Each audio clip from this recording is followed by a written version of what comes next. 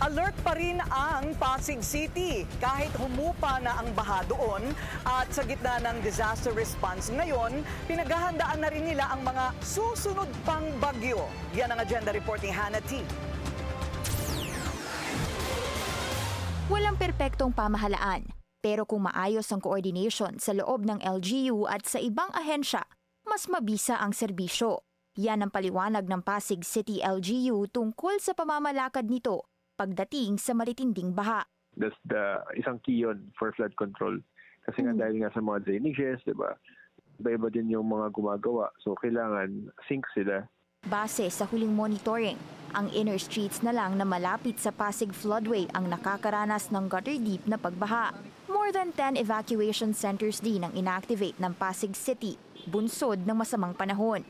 Sa tuwing tumataas kasi ang level ng tubig sa Marikina River, Laguna Lake at Upper Wawa Dam, apektado ang Pasig.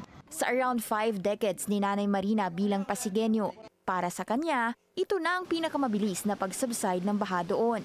Kung dati kasi, aabutin ito ng linggo. Basta tumigil ang ulan, wala nang baha. Pagkakailangan ng evacuation, meron silang talagang talaga na lugar na pagdadalhan. Pero hindi na rin sila nag-atubiling lumikas dahil oras lang ang binibilang para bumaba ang baha.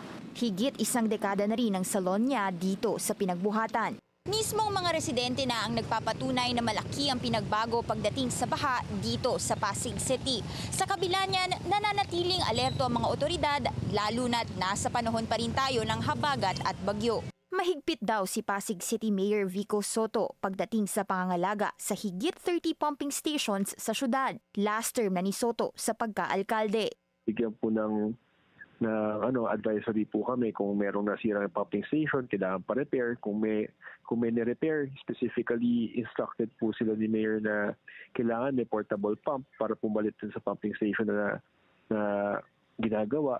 At looking ahead, nagpaplano na rin ang LGU sa posibleng paparating pang mga bagyo in the next 5 months. So, yun, we're preparing and we're getting ready. Make sure na deplete lang yung ngayon, yung sa hot meals namin na beaded na food. So, ang gagawin namin is magpapabid po ulit. Pupondohan at magpapabid po ulit kaagad.